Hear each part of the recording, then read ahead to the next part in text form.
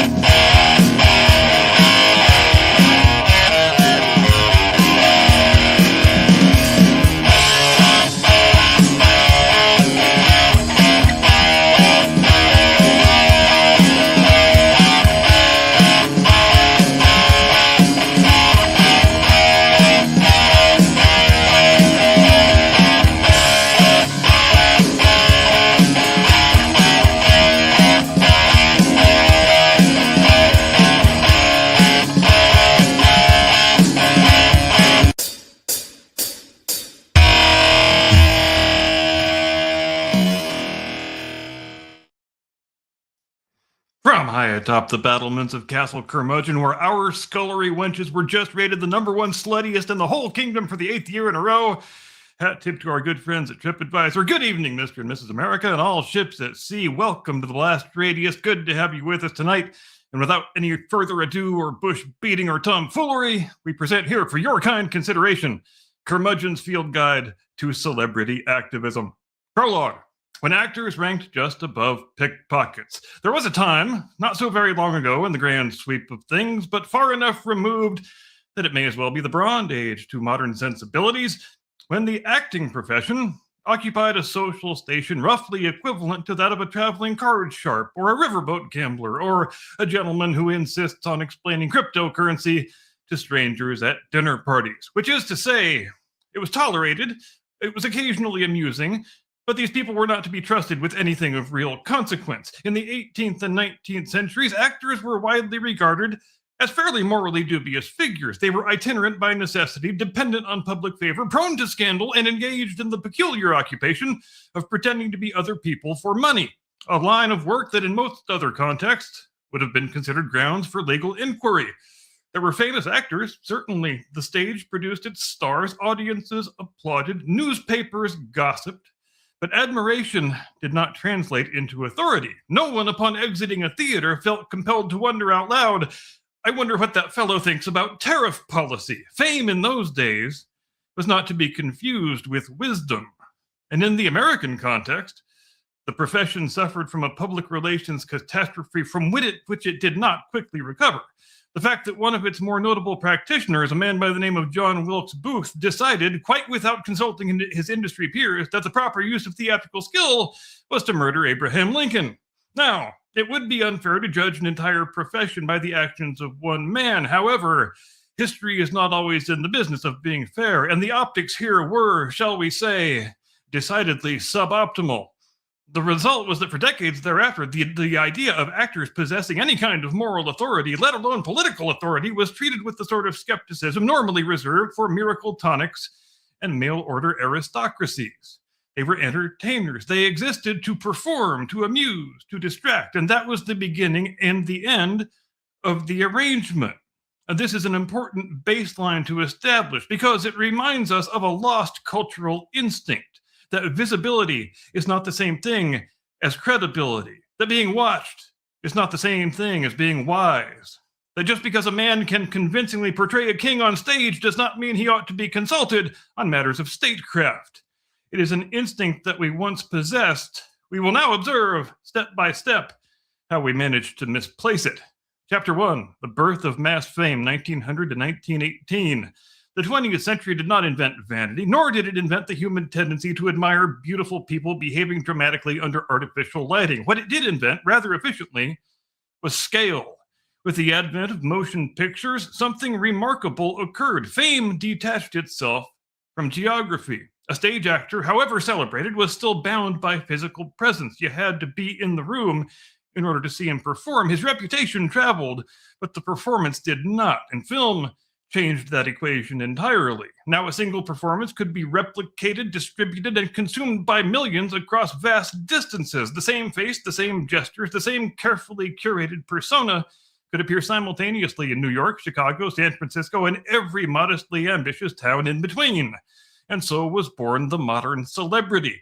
Figures like Charlie Chaplin, Douglas Fairbanks, and Mary Pickford were not merely popular, they were ubiquitous, recognizable, mythologized. Their faces became fixtures of public consciousness in a way no prior generation of performers had ever achieved. And with that ubiquity came something new: influence. Now, to be clear, this influence did not immediately translate into political authority. The public still understood, at least instinctively, that the ability to fall down a flight of stairs in a comically satisfying manner did not confer expertise in matters of foreign policy. But it did make celebrities useful, really quite useful indeed, because when the United States entered the First World War, the government discovered that these newly minted mass figures possessed a rare and valuable commodity: the public's attention. And attention, properly harnessed, can be converted into compliance. Thus began the era of the war bond tour. Chaplin, Fairbanks, Pickford, these were not political thinkers, nor were they treated as such, nor did they pretend to be. They were something far more practical. They were amplifiers, human billboards with charisma, familiar faces deployed in service of a national objective. They did not set policy. They didn't even critique policy. They did not hold press conferences to explain what the president was getting wrong. They stood on stages, smiled for crowds, and encouraged citizens to support the war effort. And it worked. Spectacularly well did it work. In fact, this is the crucial distinction of the era. Celebrities were not yet participants in political discourse. They were instruments of it. They borrowed authority from the state. They did not claim authority over it. No one mistook Woodrow Wilson for an understudy to Charlie Chaplin, even if the characterization was more fitting than either man might have preferred.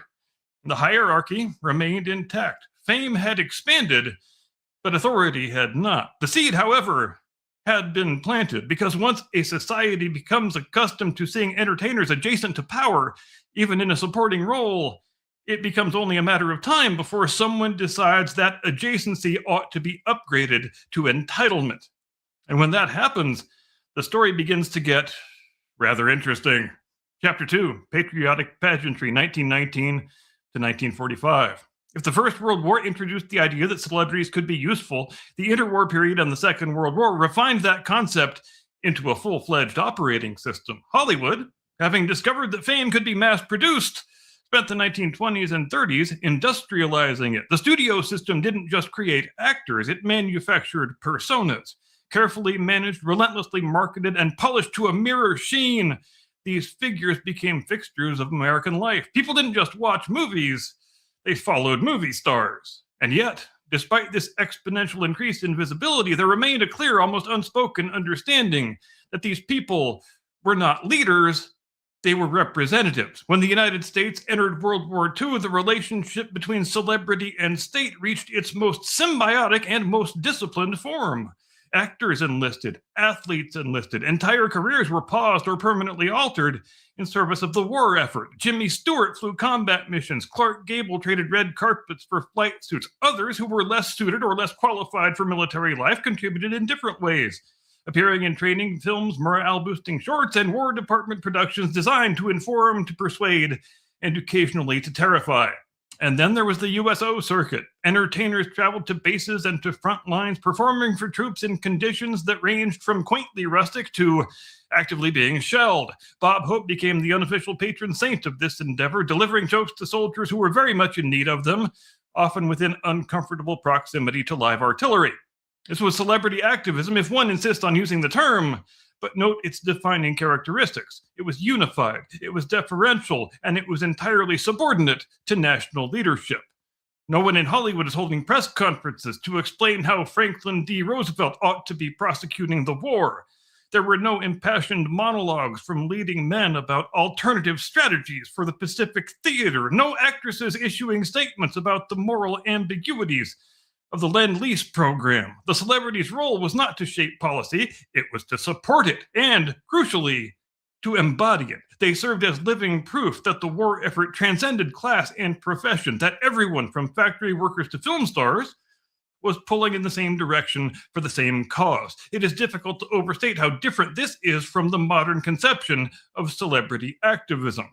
There was no expectation that fame conferred independent moral authority. There was no performative outrage cycle. There was no sense that the actor, by virtue of being widely recognized, possessed a unique insight into matters of geopolitics. There was instead a kind of disciplined patriotism, one that understood both the power and the limits of public influence. Celebrities were at their most powerful when they stayed in their lane, and for a time, they managed to do that. But peace, as it so often does, would complicate matters. Because once the existential clarity of wartime fades, people begin to look around for new sources of meaning, new voices to follow, and new figures to elevate. And increasingly, those figures would come not from government or industry, but from the silver screen. Chapter 3, The Cold War Tightrope, 1945 to 1960. If the war years represented peak discipline, the early Cold War years were about balance, delicate, occasionally awkward, and always, always under surveillance.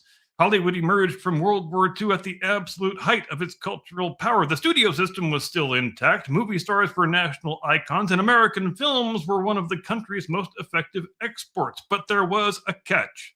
In the emerging ideological struggle with the Soviet Union, culture itself became a battleground. And that meant celebrities were no longer just entertainers, they were symbols, which is a polite way of saying everyone was watching them very, very closely.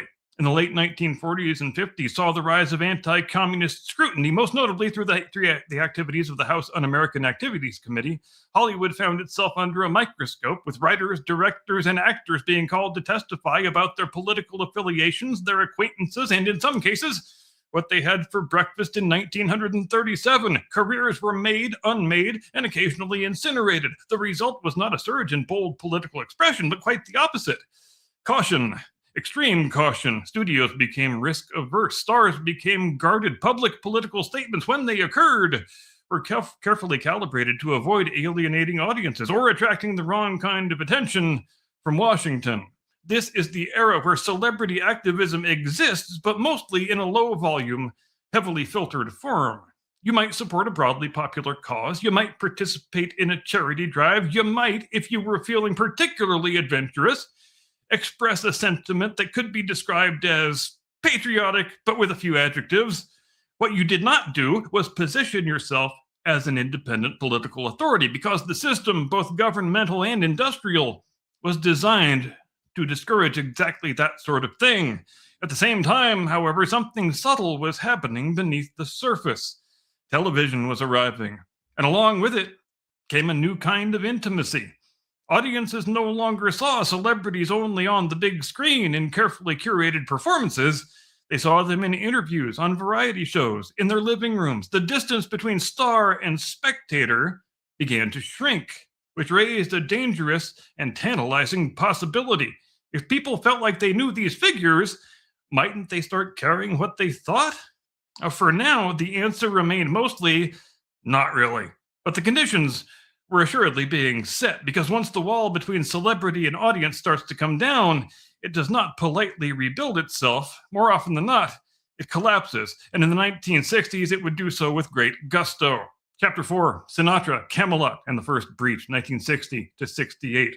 Every historical shift has its symbolic moment, the point at which something changes just enough that in retrospect you can say, yup, that is exactly where the dam started to crack. For celebrity activism in America, one of those moments arrives in 1960 when Frank Sinatra throws his considerable weight behind the candidacy of John F. Kennedy. Now, on its face, this doesn't seem particularly revolutionary. Celebrities had supported political causes before. They had participated in war efforts, endorsed broadly popular initiatives, and lent their faces to national campaigns. But this was a different sort of thing. This was personal. Sinatra didn't just quietly support Kennedy. He actively campaigned for him. He organized events. He rallied other entertainers to the cause. He even reworked his own music, famously adapting High Hopes into a Kennedy campaign jingle. This was not patriotic pageantry. This was political partnership. And it mattered, not just because of the star power involved, but because of what it represented socially. In addition to being a celebrity endorsement, this was also an exercise in coalition building. An Italian-American icon aligning himself with an Irish-American candidate at a time when ethnic identity still carried significant political weight. Hollywood and politics were no longer merely adjacent. They were beginning to intertwine. The Kennedy era, often romanticized as Camelot, further blurred the lines. The White House itself became to some extent, a stage. Cultural figures mingled with political ones. Glamour and governance shared the same room, occasionally the same cocktail party. And the public noticed.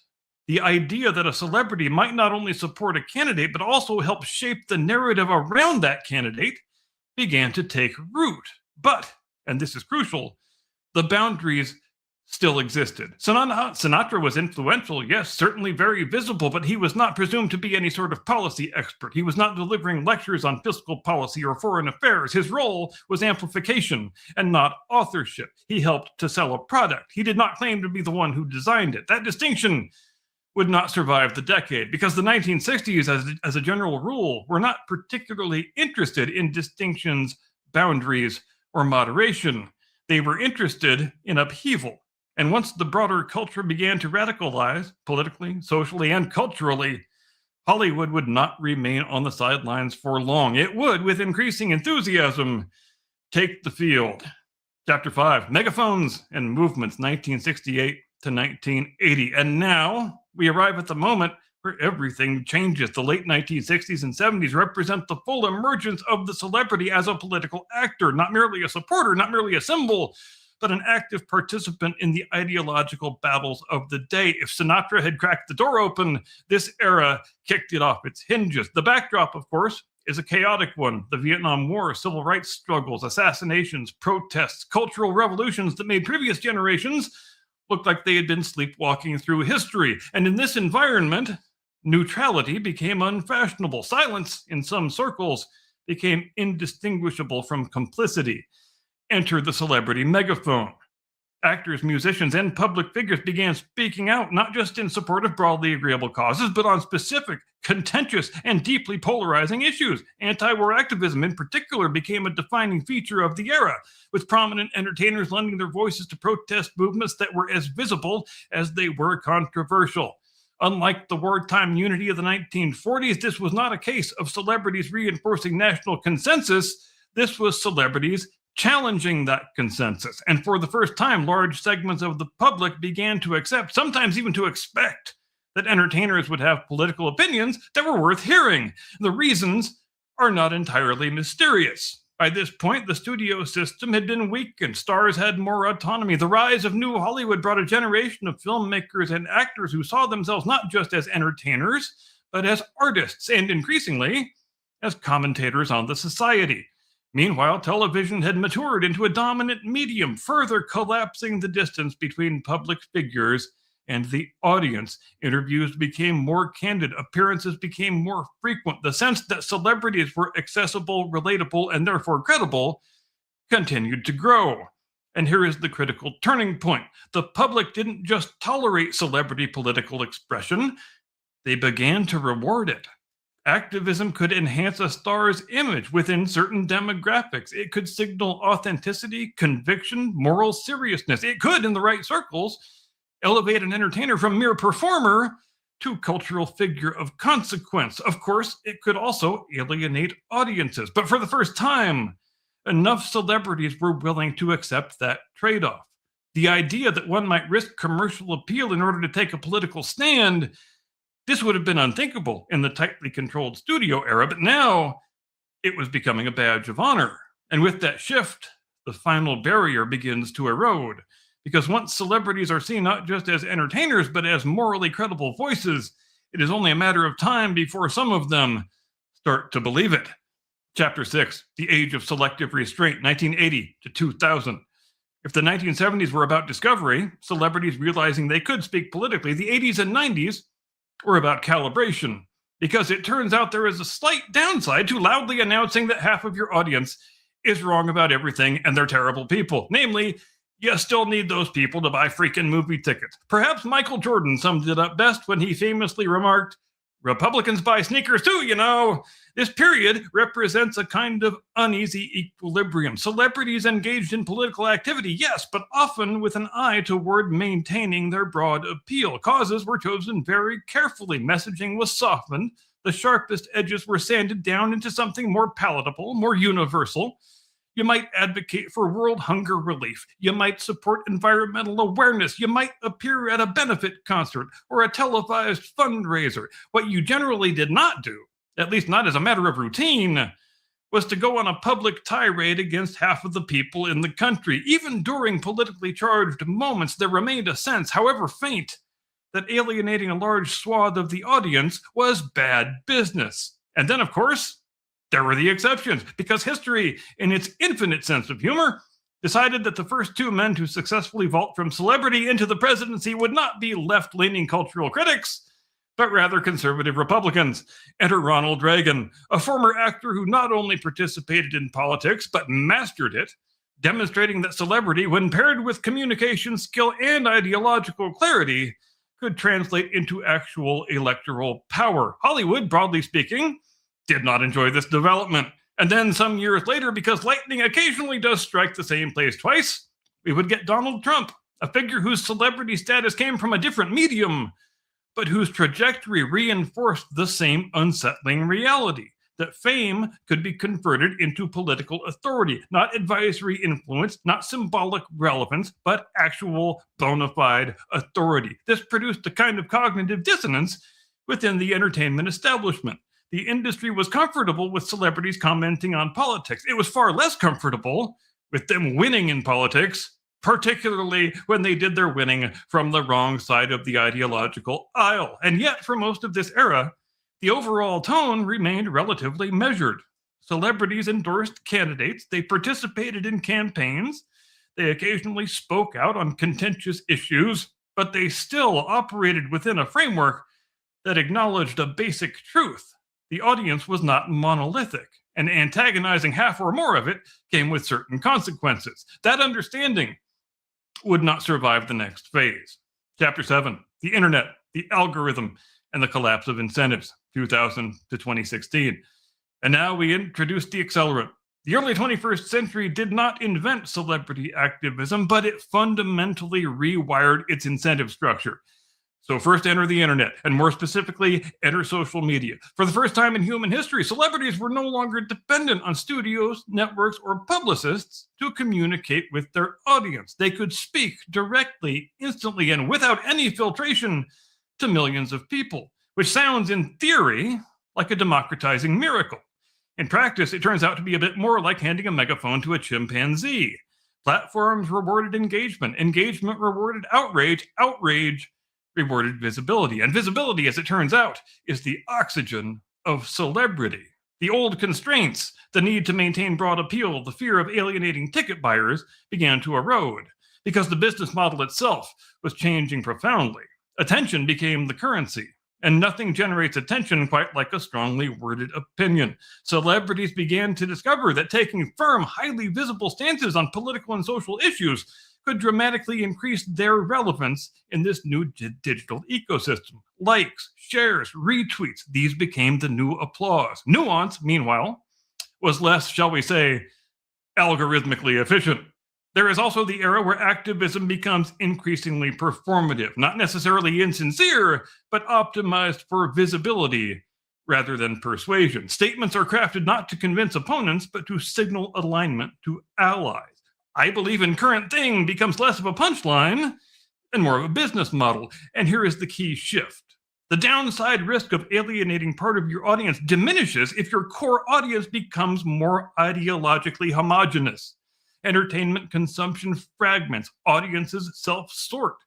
Entire industries begin catering to specific demographics rather than to the mythical everyone, which means a celebrity no longer needs to appeal to the entire country. They just need to dominate their little corner of it. And in that environment, there is less and less incentive to moderate, to hedge, or to restrain oneself. The system begins to reward certainty over curiosity, assertion over inquiry, volume over thought. By the mid-2010s, the transformation is nearly complete. All that remains is for someone to light the match. Chapter 8, The Age of Moral Exhibitionism, 2016 to the present. And light it they sure did. The post-2016 era represents the full maturation, if that's the word we're going to use, of celebrity activism as a constant, performative, and often aggressively partisan presence in public life. The guardrails are gone, the incentives are clear, and the volume knob is permanently set to 11, maybe 12, maybe 13. In this environment, a celebrity's public identity is no longer defined solely or even primarily by their professional output. Increasingly, it is defined by their political posture. Not just what they believe, but how loudly, how frequently, and how emphatically they declare it. Social media have collapsed the distance between thought and publication. Every reaction can be broadcast instantly. Every event demands a statement. Silence is interpreted as complicity, hesitation as weakness. And so the system rewards those who are most willing to participate in the ritual of declaring allegiance, denouncing the opposition, lather, rinse, repeat. This is where we might arrive at what could be called the Moral Purity Olympics, in which public figures compete, implicitly or otherwise, to demonstrate their alignment with the prevailing sentiments of their chosen audience. And yes, this often includes the ritual denunciation of figures like Donald Trump, not merely as a political opponent, but as a kind of symbolic villain totem pole whose condemnation serves as a shorthand for broader moral positioning. Now, to be clear, celebrities are citizens. They are entitled to their opinions. They are perfectly free to express them. The question is not whether they can speak. It is whether the system now encourages them to speak well. And here, the results are decidedly mixed, because what we frequently observe is not informed advocacy, but confident generalization, not careful reasoning, but emotional assertion. Complex issues reduced to slogans that fit comfortably within a character limit, and perhaps most notably, an unmistakable sense of unwarranted self-importance. The assumption that visibility equates to insight, that recognition confers authority, that being listened to frequently is the same thing as being worth listening to. It is, in many ways, the logical endpoint of a century-long evolution, from disreputable outsiders to patriotic participants to cautious endorsers to full-time commentators and finally, self-appointed moral arbiters of the national consciousness. And like all such evolutions, it tells us at least as much about the audience as it does about the performers, because none of this really works unless people are willing to take it seriously. Epilogue: the applause and the authority.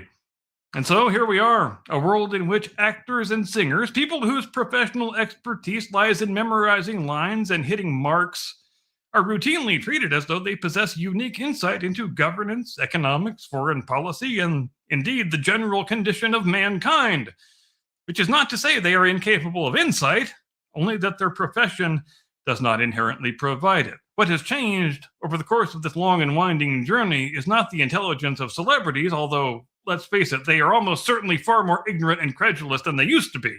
It is rather the perception of their authority. Once upon a time, fame was understood as a kind of spectacle, entertaining, impressive, but ultimately separate from the serious business of running a country. But then it became useful. Then it became influential. Then it became persuasive. And finally, in some quarters, it became authoritative. But authority, real authority, has traditionally been rooted in knowledge, experience, and accountability. Things that are not automatically conferred by a successful filmography or a platinum record. The modern celebrity activist exists in a peculiar space, enormously visible, widely heard, but not meaningful, accountable for being wrong. And in that environment, confidence flourishes, certainty abounds, and humility tends to wander off in search of better working conditions. So by all means, let the celebrities speak. Let them advocate, endorse, opine, and occasionally embarrass themselves in front of millions. That, after all, is their right. But perhaps, just perhaps, we might consider returning to a slightly older and sturdier standard. That being famous does not make you wise. That being visible does not make you correct. And that ability to deliver a convincing performance is not the same thing as telling the truth. And with that, ladies and gentlemen, we close the book on this week's field guide, having traced the arc from disrepute to dominance, from silence to sermon, from the stage to the soapbox. Thank you, as always, for your kind attention, and I now duly transmit you into the custody of my distinguished colleague, your illustrious co-host, the one and only, your friend and mine, Mr. Caucasian Sasquatch. Tactical nuke incoming!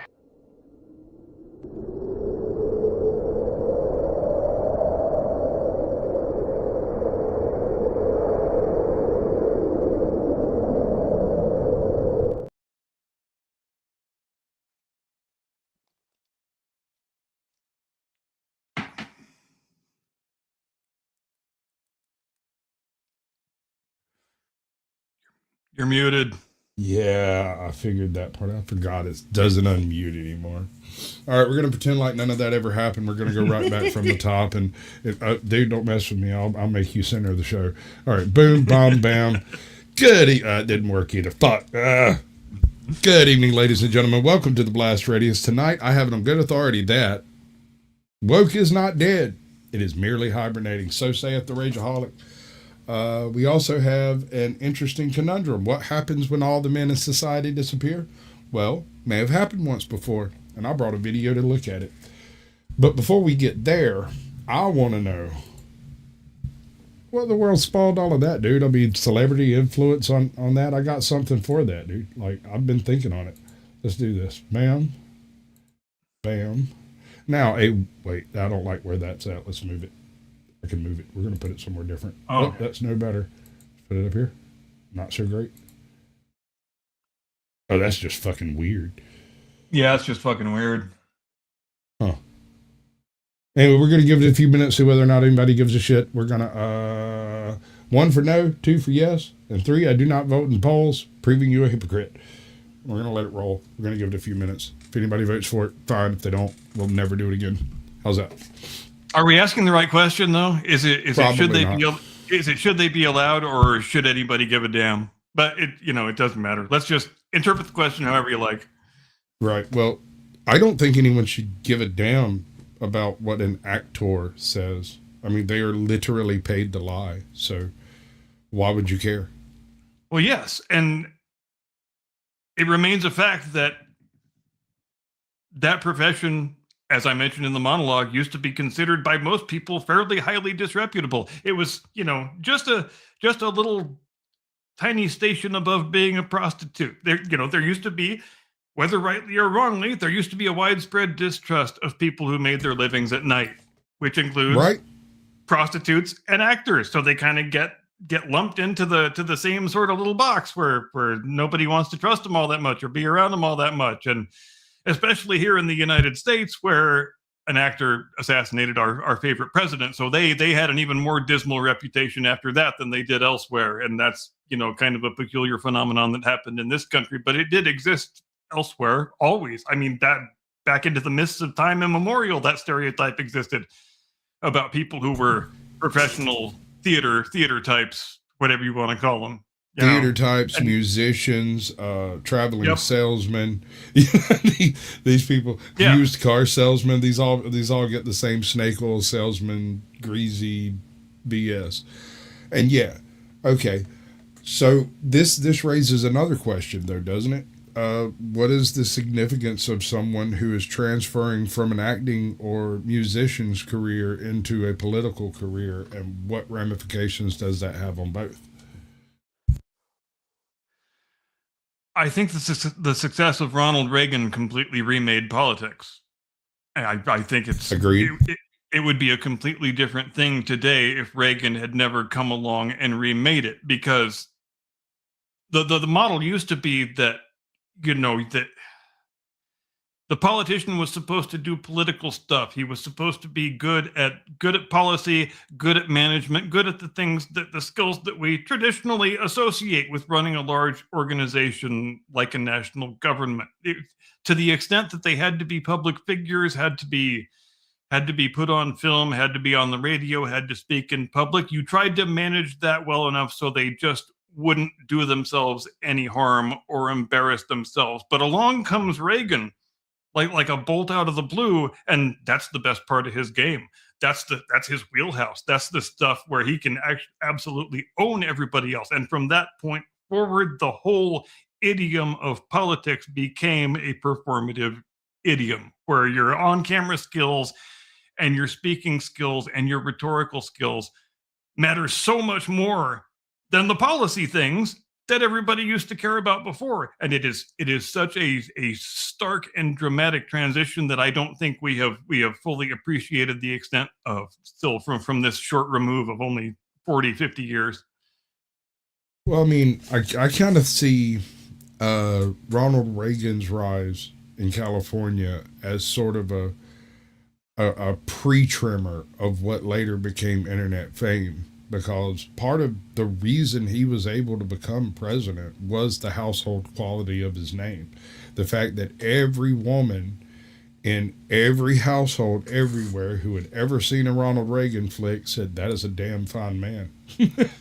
And you couldn't change their mind on it. That man could have walked out on Times Square, shot someone in between the eyes, and probably would have walked, because at least half the jurors would have been little old ladies who loved him.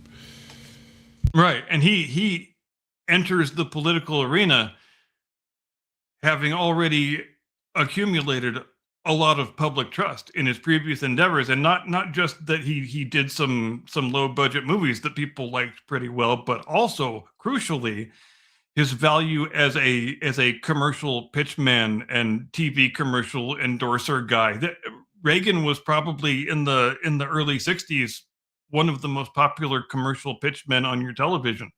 Even if he wasn't starring in a show on your television, he was in probably one out of every 3 commercials. You know, Chesterfield cigarettes and Right. I forget the other products that he was a pitchman for, but that was one of the big ones. And you couldn't watch TV for an evening without seeing Ronald Reagan at least half a dozen times, and that counts for something. It has to.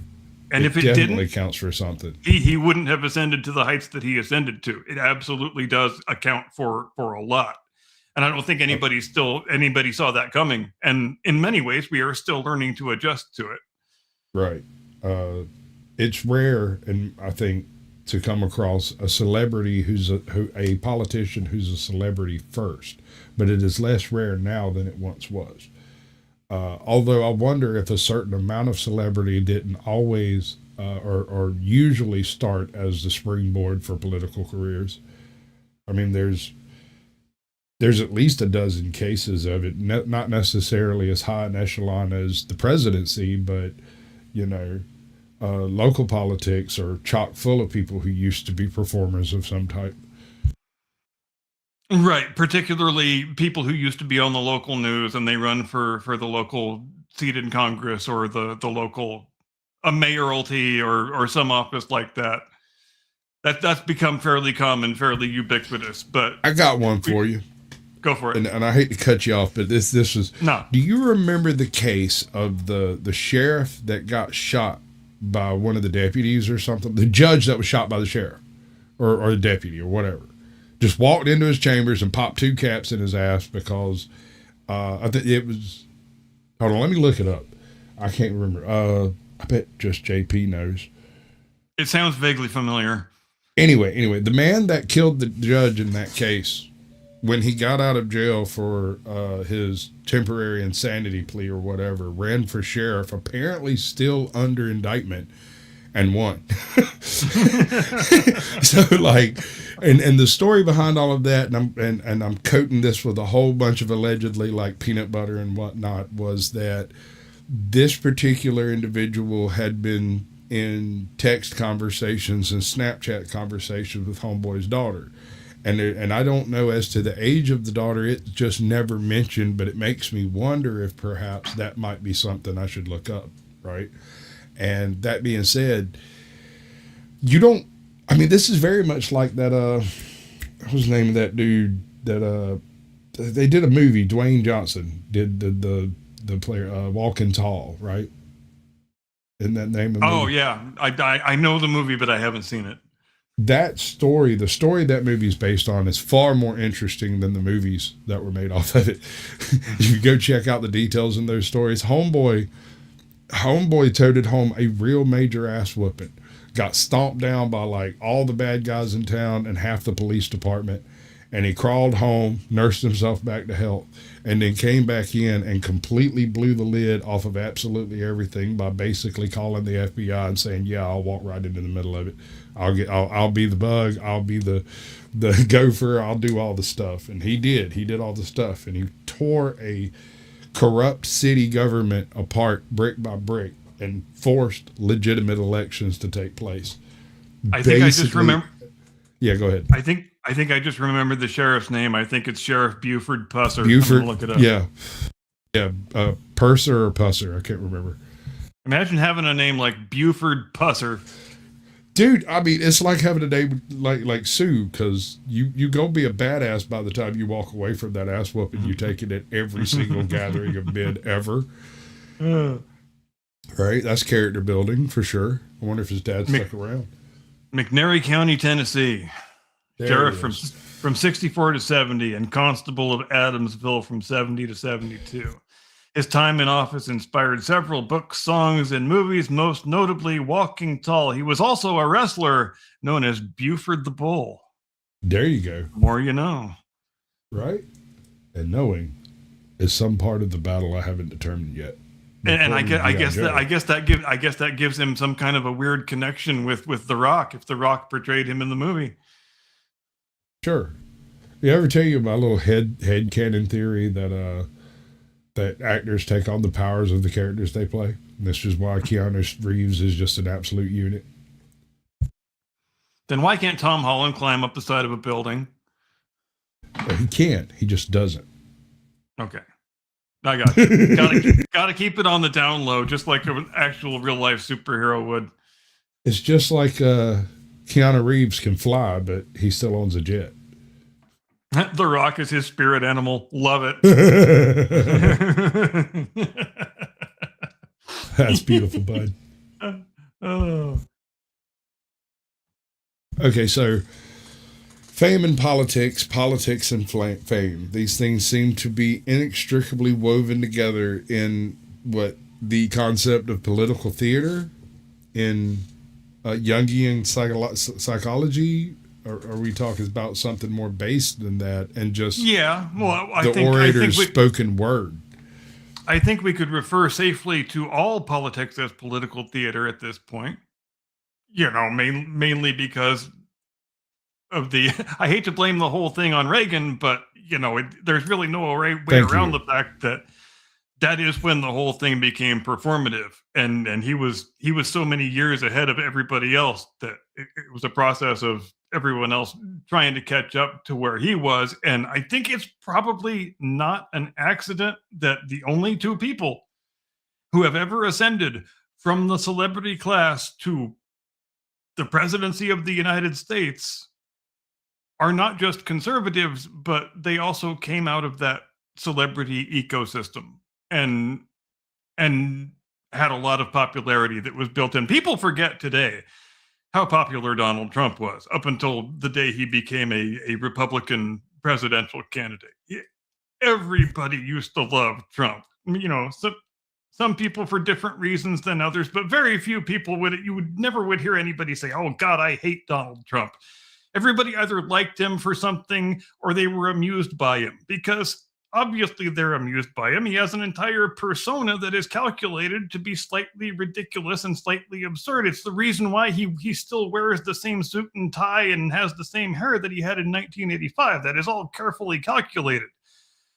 You say the name Donald Trump, everybody knows not just exactly who you're talking about, but they can actually, visualize the silhouette of what Donald Trump looks like. And it's not any different today than it was back in the 80s when our man Reagan was president. And that a personal brand like that is so identifiable and so ingrained in the culture is the most valuable political thing you can ever have, far beyond any actual policy positions or any actual administrative skills you possess, I would submit. Right. Mainly, it seems to be whether or not your central messaging is on point for the voter base that you're seeking.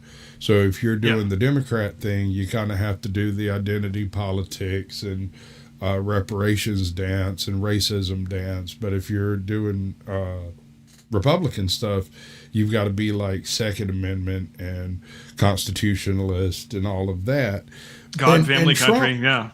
God, family, country, exactly. And Trump doesn't really do that super well. He's more of a New York liberal. Yep. Like, I would almost argue he's closer to center of the road than most of the MAGA people out there. Oh, absolutely.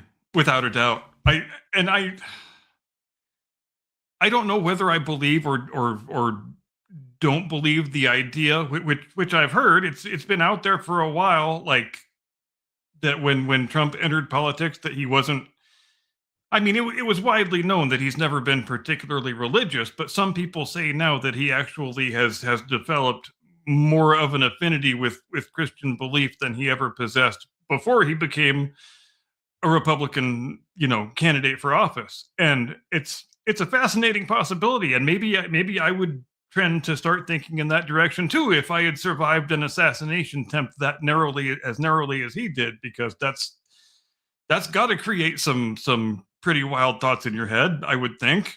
I don't want to find out, but when it's that fractions of an inch and one little tiny head movement right at the end, I mean, that has got to make you think some pretty serious shit afterward. I think so too. Let's see. Okay, so that didn't do it. How do I end the poll? I can move it. I can do stuff. That's a good question. I can hide it. There it is. No, it's not gone. It's still there. Oh. I can even turn it back on if people want to vote 1, 2, or 3 right quick. It'll register backstage and I can see it because it's still right there. Right.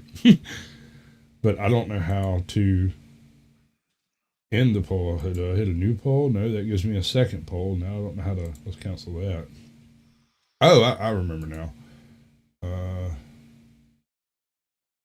But it doesn't post any results. Okay, that's a weird widget. I'll play with that later. We'll figure it out. Does it maybe just stay active until the end of the broadcast? That's probably what it is. But I mean, you've got the ability to do like 4 polls at a time, I think, and that would be kind of busy on the screen. So definitely. What's up, Just JP? Welcome in, Barbie Sasquatch. Good to see you, Piker Broadcasting Service. We had a question for you while you're doing your intro monologue. What was it? What kind of jersey is that?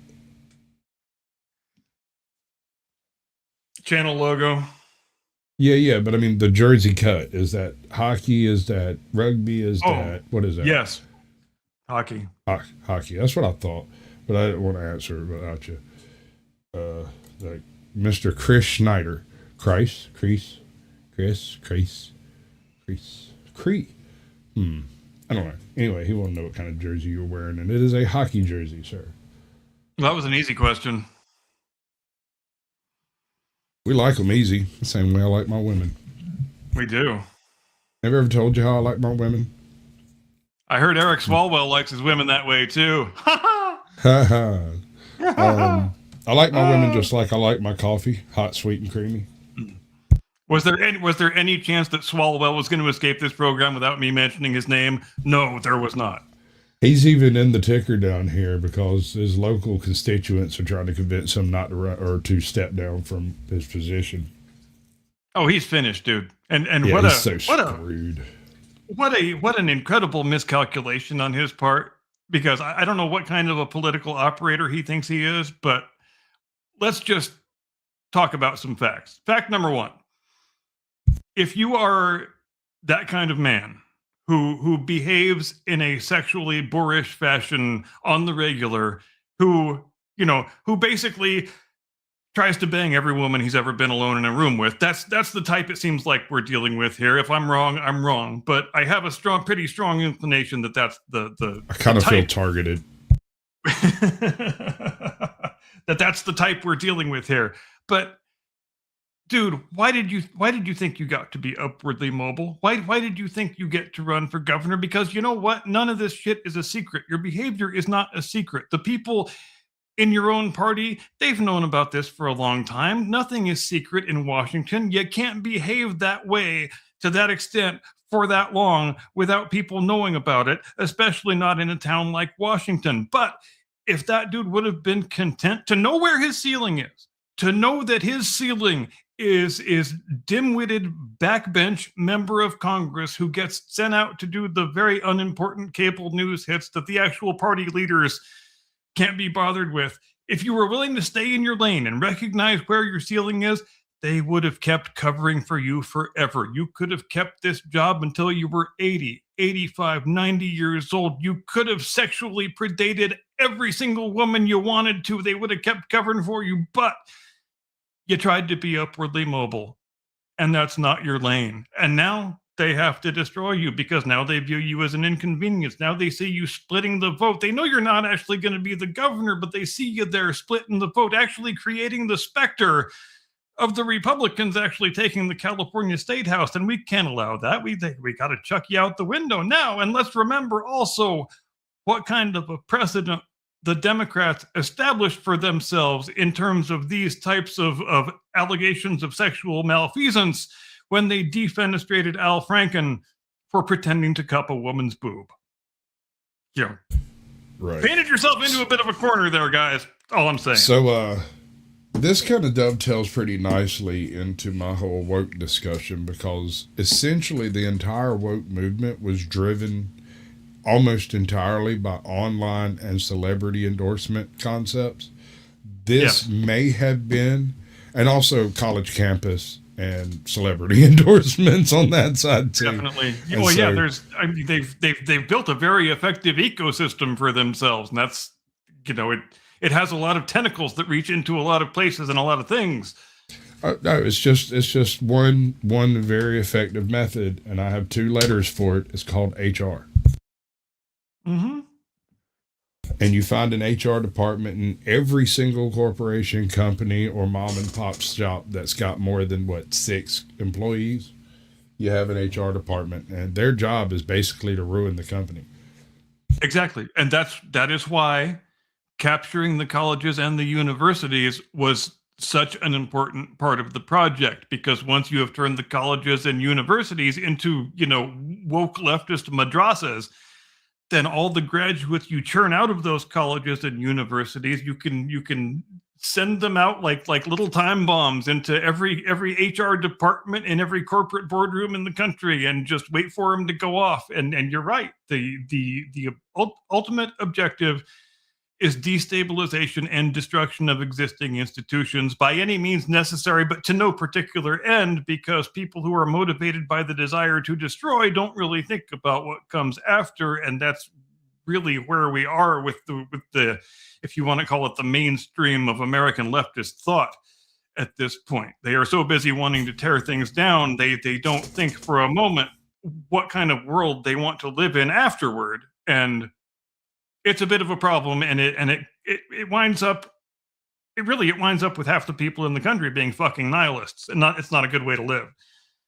Well, you end up with half the people worried about only what comes after, and the other half of the people worried about destroying what we have here now so that they can experience what comes after. And in almost every case, it's very similar to the Rhodesian Revolution, the South African Revolution.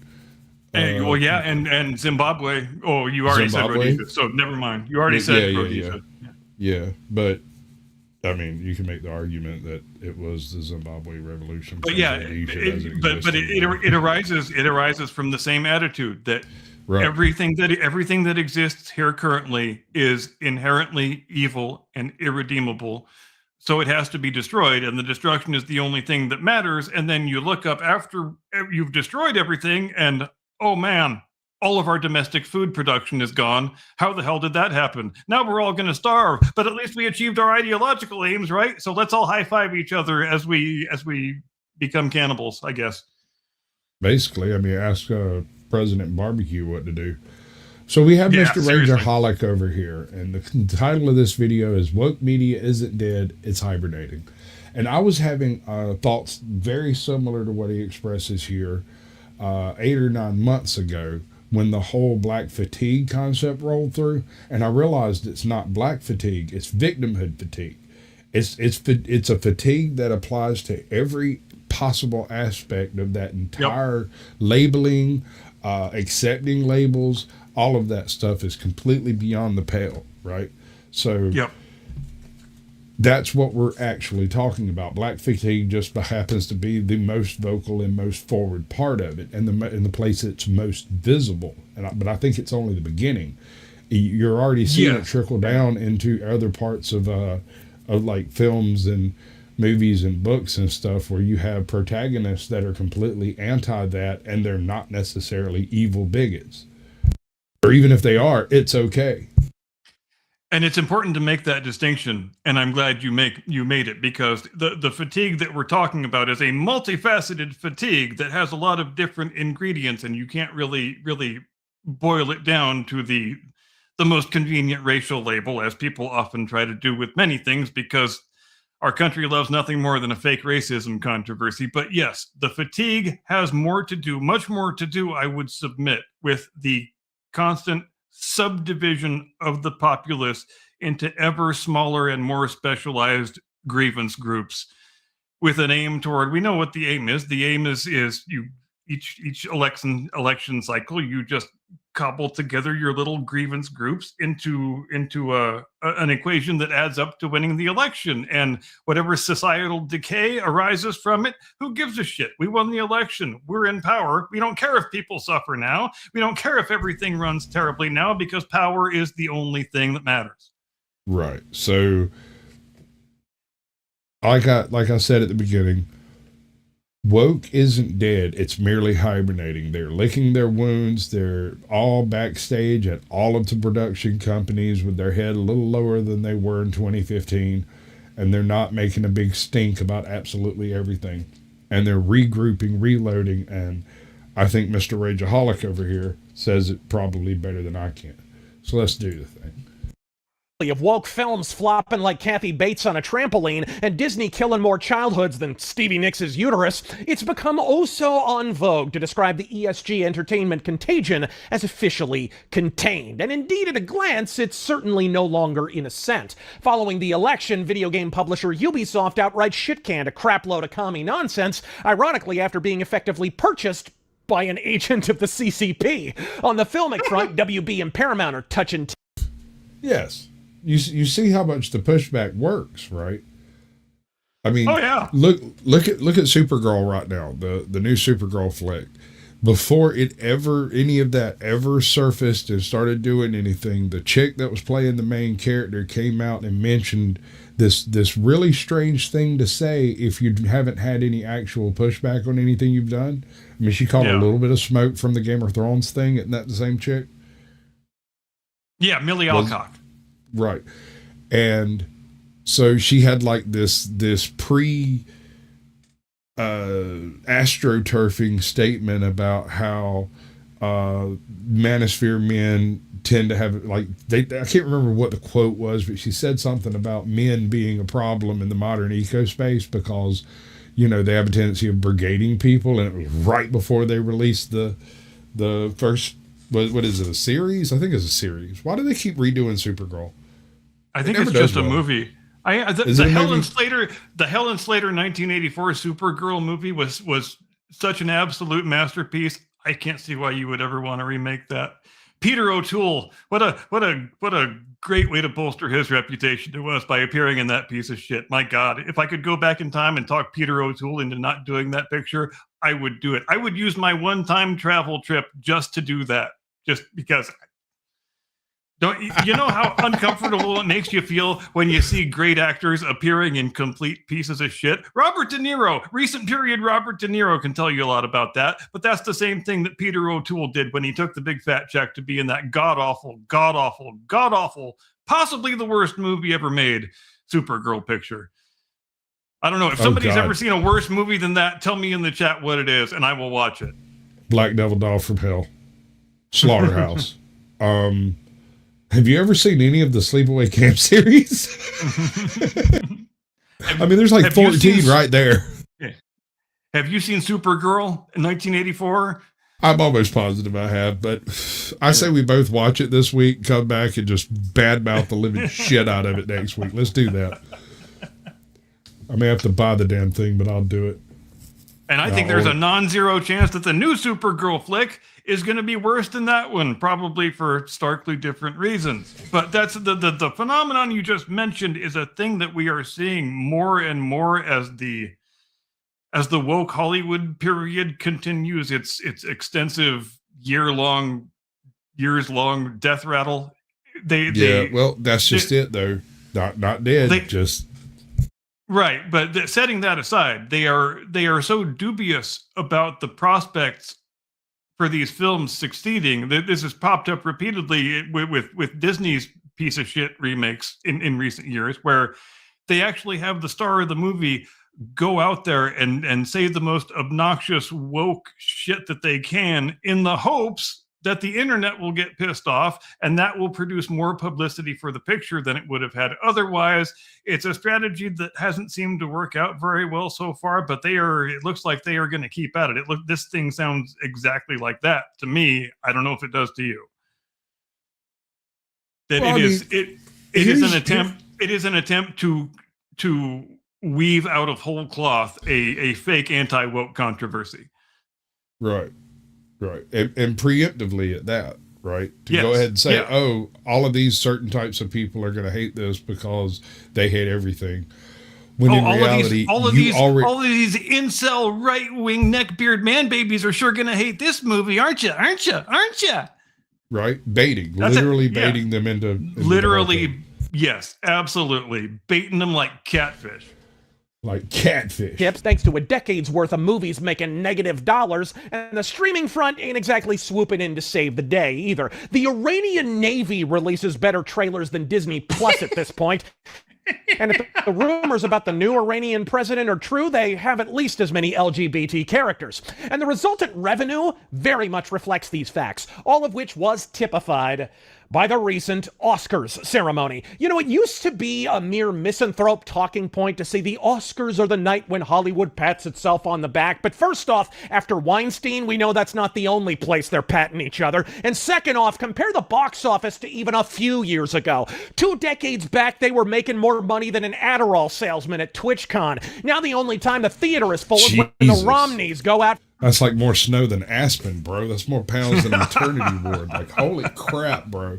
Like, Jesus.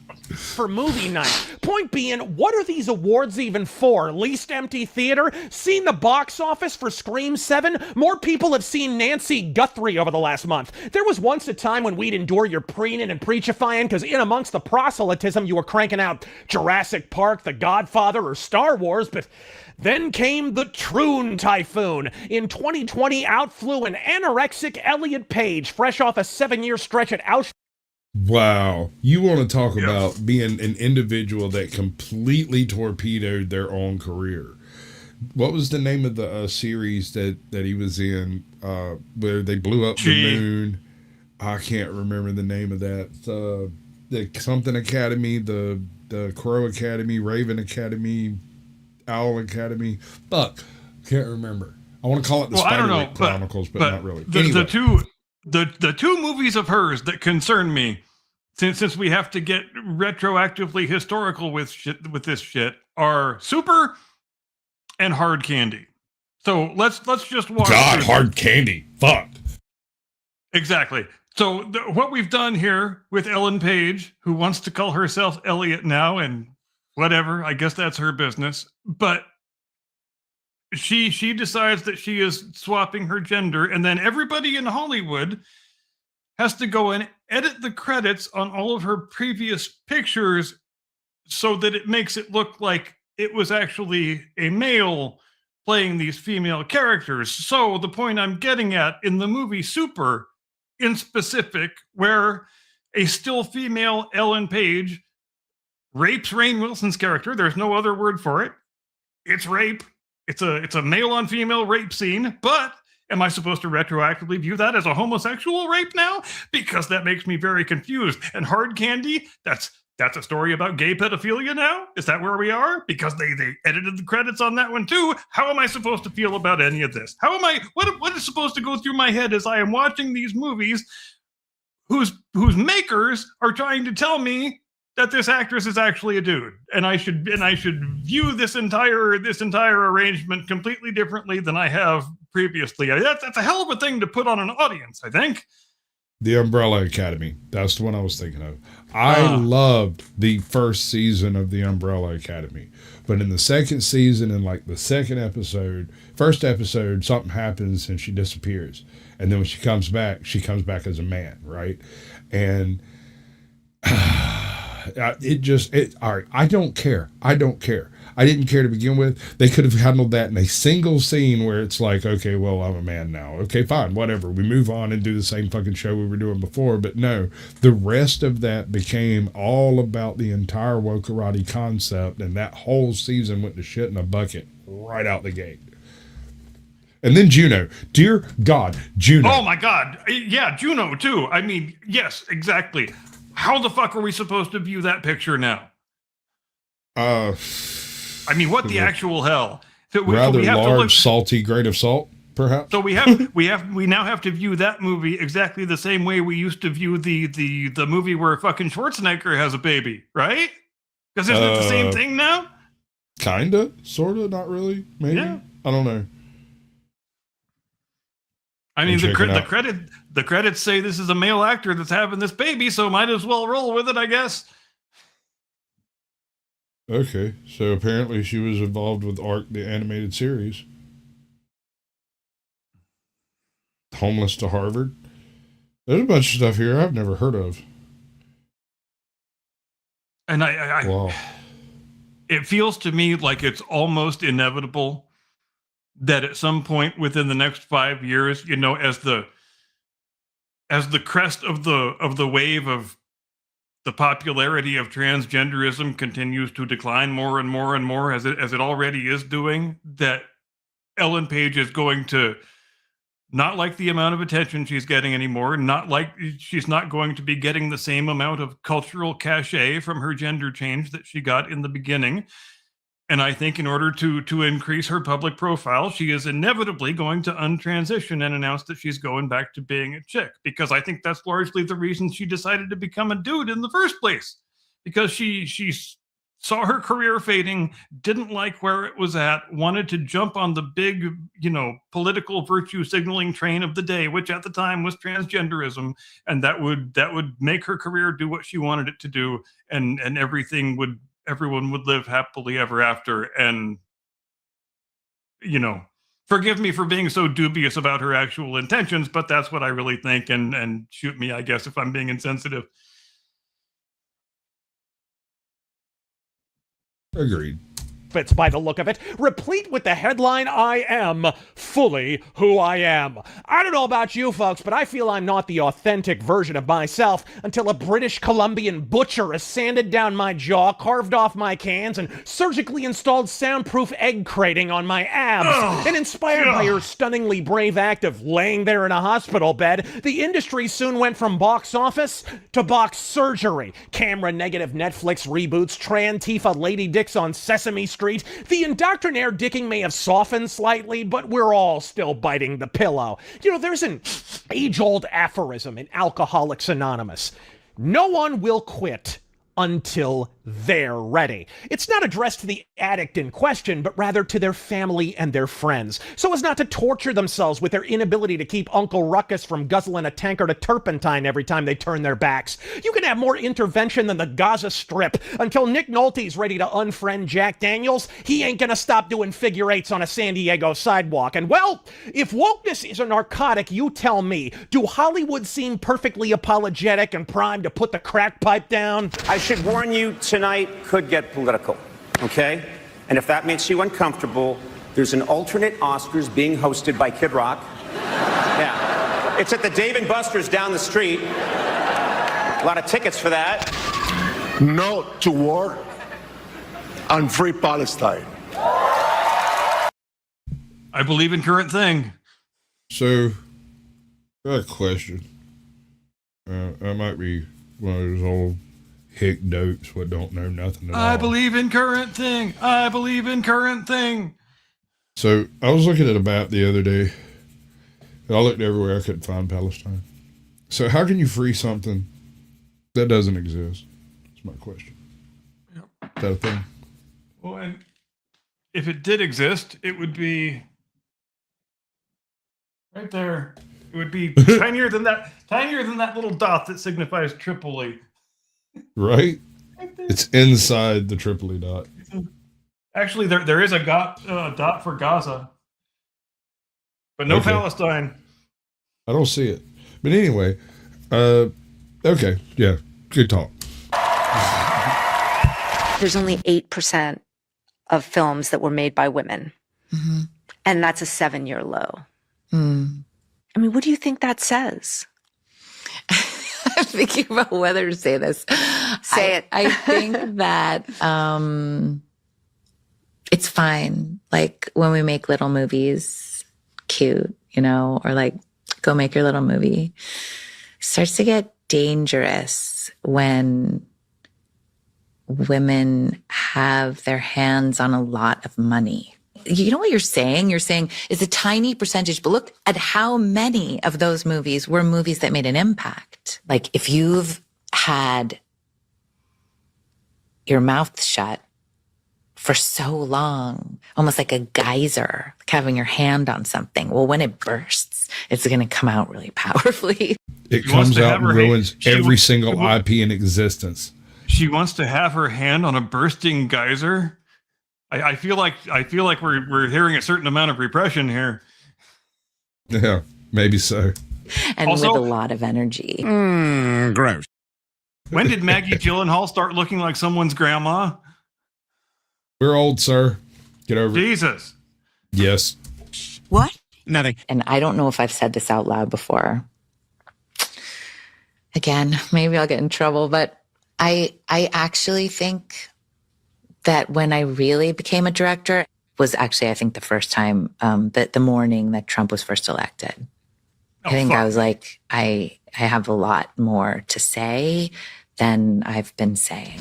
It's simple. They're scared. And can you blame Maggie Gyllenhaal? She has to have seen her own reflection by now. Look, you almost have to feel for them. Marxism was normalized in Hollywood over 100 years ago. These pretentious pricks spend months on a film set playing pretend for a living, surrounded only by fellow travelers. Off hours, it's all intern cocktail parties. They all go to the same schools, attend the same fundraisers, and rut with the same retards. Absent contact with a Walmart shop chopper for years at a stretch, they gradually lose the ability to weigh social exigency against the need to evangelize their vapid politics and keep their yaps shut for the sake of social interaction or the continuance of their career. Then some journalist, every bit as leftist as they are, but also very much aware that clicks equal cash, tease them up with a political question in their very first promotional interview, and out pours the Marxist mouth diarrhea. Every time, it's nigh on a reflex. Yet we should honestly be openly appreciative of these flagrant displays of bi-coastal insularity.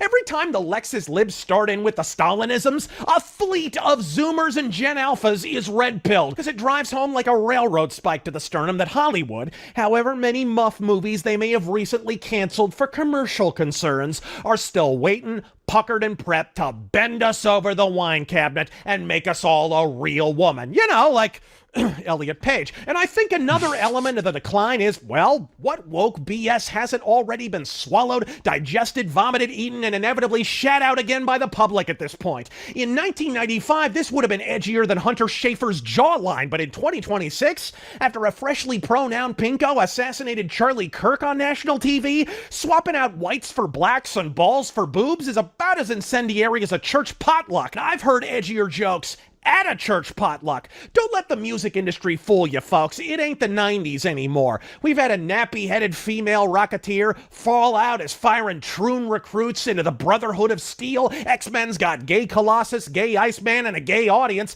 Hell, it'd be easier to list the remaining X-Men who don't own the greatest hits of Liza Minnelli at this point, and Marvel ain't muff-raking alone. DC turned Harley Quinn and Poison Ivy into point guards for the WNBA, to say nothing of Bat Dong and Stupor Boy.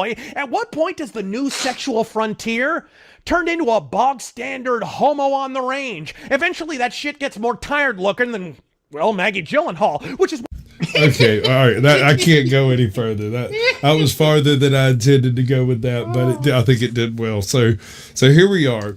Hollywood is both so self-insular that they're completely out of touch with anything in the actual heart of America, and at the same time completely on the payroll and the pulse of political love's current thing now.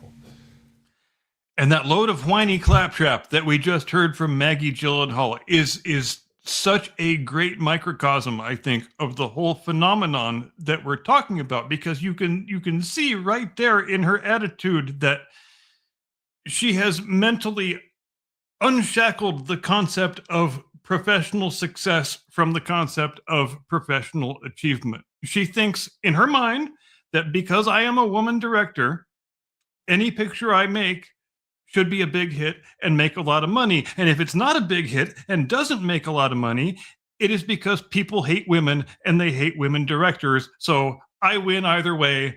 I never have to be responsible for my own professional failures because they aren't really my fault. People just hate women directors because the world is so intolerably goddamn sexist. When I succeed, it is my expertise. When I fail, it's because you're a hater. Yes. When I fail, it is because I am being held down by the patriarchy. All right. I heard a quote today, and I want to do this one. I might do it badly, but I'm going to try. You looked into I looked into your cup to see if you have enough, but you looked into my cup to see if I had more than you. And that is the distinction between these people and those people when it comes down to it. Any sense at all? How long do you think the woke Hollywood era will end when the pictures that are already in production wind up getting finished and released? Will we see a clean break there? Because we're starting to see lots of personnel turnover. A lot of the most notorious studio executives are starting to fall by the wayside. So it looks like there is a desire in these corporate boardrooms to pull back from this stuff to some extent. So do you think there will be an identifiable breaking point in the near future, or do you think it will be more of a slowly sustained death rattle? So if this was a viable business proposition that would work and stand on its own, you would have networks breaking away from Hollywood to perform these actions on their own, and they would be profitable ventures that wouldn't need any explanation. However, they are not. And so instead, they subvert the profitable IPs available Yes. in order to broadcast their political message and try to indoctrinate an entire generation of people because superheroes are gay. You're exactly right. If this stuff was as broadly appealing as they insist it is, then they wouldn't have to hollow out existing popular, well-respected IPs into skin suits for woke-tardedness and stuff them full of wokeness and throw them out there and trying to make their money on the reputation that this brand or this IP previously had. We can just stuff it full of our politics and people will still like it, right? But no, they won't. They will actually hate it because they can see what you're doing and they don't want you to do it, and they've had just about enough of it. Let's consider Black Snape for a moment. The left, these wokerati individuals cannot seem to conceive of why Black Snape took such a huge backlash. And they just can't grasp why people cared enough to have something to say about it. They don't get it. And really what it comes down to is there are very few things more English in the modern world than Harry Potter. Quidditch matches, the entire backdrop of that entire fantasy setting. And while we don't have a necessary issue with there being black wizards, we have a problem with a distinctly white English gentrified individual being race swapped because why? I mean, if you'd done Sirius Black, we could have at least applied a misunderstanding of reading the literature to it, and it wouldn't have had nearly as much of a backlash. And plus, that would be Harry Potter's godfather, and it would have, they still would have bitched, but it wouldn't have been as serious a thing. Sirius Black is the quintessential stiff school teacher. The whole English boarding school concept of very, very strict and stern rules, that was Sirius Black. And casting a black man in a white role in that case actually oversteps some sort of subconscious line that causes people to do like the uncanny valley thing and flinch away from it. Yes. And it is even worse when you start reaching into actual history and race swapping real historical figures like we have seen the BBC do repeatedly in recent years with their Black Anne Boleyn and all. I can't even think of all the white female historical figures they have tried to turn black in the last decade, but it's not a small number. Queen Charlotte, they tried to turn her black too. Queen Charlotte, Anne Boleyn, they're not the only ones, but William it is a Shakespeare. recurring theme. Yeah, In William fact, Shakespeare. they're trying to say William Shakespeare was an old black woman when she was writing all those plays. It's the same thing they do with. It's the same thing the left does with Jesus Christ that they have always done with Jesus Christ. Shakespeare is probably number 2 on their favorite list, but as the generations go by, every generation of secular leftists tries to turn Jesus into the same thing that they like. So we hear, Jesus was gay, Jesus was communist, Jesus was trans, Jesus was whatever current thing I like today. And they do the same thing all the time with goddamn Shakespeare. They try to make him gay, they try to make him trans, they try to make him black, they try to make him a chick. But what if he was just a white Englishman? Would that be so terribly intolerable? I mean, would it really? Does he have to be something that wokesters like? Why can't he just be a white Englishman from the 17th century? Is that really so awful? But I guess people find that so intolerable that it has to be changed. And same thing with Jesus. Been doing that with Jesus for years, man. So, all right. So let's take that one head on. I have less of an issue with a dark-skinned Jesus than I do with a dark-skinned William Shakespeare. Oh, absolutely. If indeed he existed, he almost certainly would have had dark skin. Well, according to Lazarus Long and Robert Heinlein, there's a very good chance that he was redheaded. Yeah, there's a non-zero chance. Right? Yeah. So here's an interesting conundrum. If he was redheaded, aren't you trusting a soulless individual to save your soul? Oh, what now? All right, so Yeah, I that's- made something. I'm going to drop it right now because nobody's donated, and I want people to see it. So here's the I thing. need you to work this Saturday. No problem. I might be late, though. The transports are slow on weekends. What time will you get here? Monday.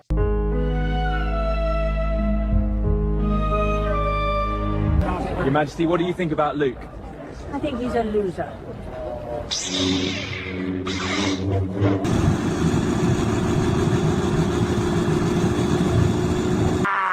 Yo, Duque! Pick up the phone! Yo. What's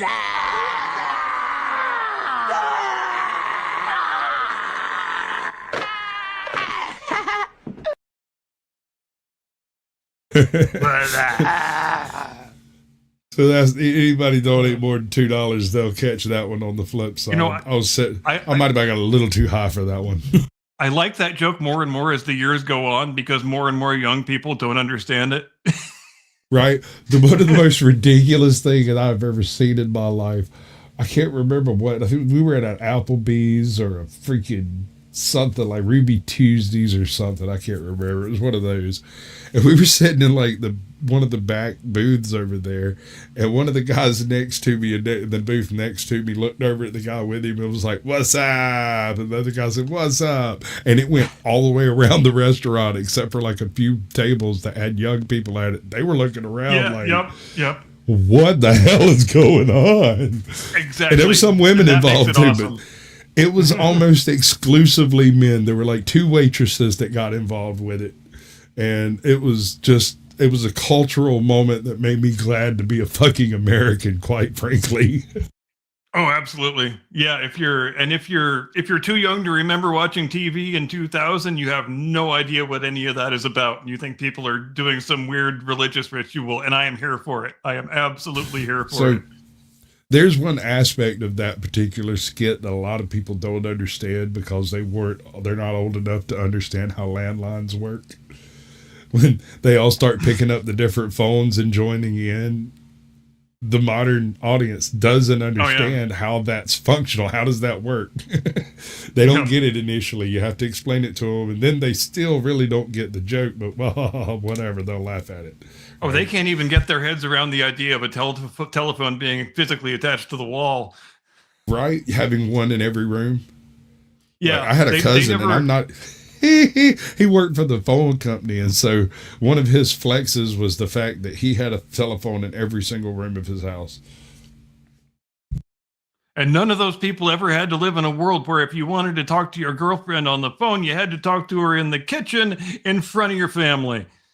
That, and you had to talk to her mom or her dad before you got to talk to her in most cases. And you better hope her dad wasn't drinking a little bit, or you end up having a conversation like I did, which, by the way, actually worked out for me in the long run. All of those people still love me and still hate her. But I got her uncle, and her uncle was like, "So what do you plan on doing with my niece?" And I was like, "Well, I was, basically going to talk to her on the phone. I don't believe there's any reason not to." He's like, "Yeah, well, I've got her out there cutting the grass right now." And I was like, "Okay, cool." The mom or the dad would answer the phone, and you had to be sufficiently polite to get through the gatekeeper and actually be allowed to talk to your girlfriend. And if you weren't sufficiently polite to the parent, then no joy for you. You're not getting to talk to your girlfriend on the phone. You can fuck right off, kid. Right. I never got shut down at the gate like that. The closest I ever came to that was and it wasn't even a chick in this case. It was actually a buddy of mine, and I call him up, and his mom answers like, "Jim ain't here," and hangs up. And I was like, Jesus Christ! That's like nobody called this place. But here's the problem. Jim had called me and asked me to call his mom and tell her some shit because she wasn't answering the phone at the time, right? Okay. So I gave like he was driving or something, wasn't going to be able to get in touch with her, and so I gave it like 45 minutes, an hour, called her, and she answered with "Jim ain't here," hangs up, and then I like sat there for a minute, and I looked at my mom and was like, "I'm supposed to tell her something from Jim, so I'll call her back." I call her back, "Jim ain't here," and hung up. So I just decided I was going to call until this bitch actually listened long enough for me to explain why her son didn't get off the bus. Right? Like, he's not kidnapped. No point in putting in a missing persons bulletin. He's on his way to Athens to go participate in some testing, and there you go. I got one for you. Do you remember the tactic of making a free payphone call when you don't have any coins? You can act like you're calling collect, and the collect call, the recording says state your name so that the other party can know who's calling and whether they want to accept the charges. But instead of saying your name, you very quickly say the message you want to convey. So you say, "I've got weed, come over," instead of your name, and then the person on the other end doesn't have to accept the charges. We have concluded our business and not paid anything. Bob's your uncle. We win. Right. I might have been a little bit. So I had access to the front office, so I never made payphone calls anyway. I always went up to the office and talked to the folks up there and used the phone. And it didn't make a damn who I was calling. I once ordered pizza to a fucking metal shop at the school. So I didn't give a damn. But when I got into AV classes, and I started looking into all that stuff, I stumbled across the notorious Tone Box, and one of my nerd friends made one, and that thing floated around for 5 or 6 years in possession of different people doing nefarious shit. But what it did was allow you to walk up to a payphone, pop it off, click, click, click 3 times, and then play this, and on the other end of it, it would register some kind of emergency signal or something.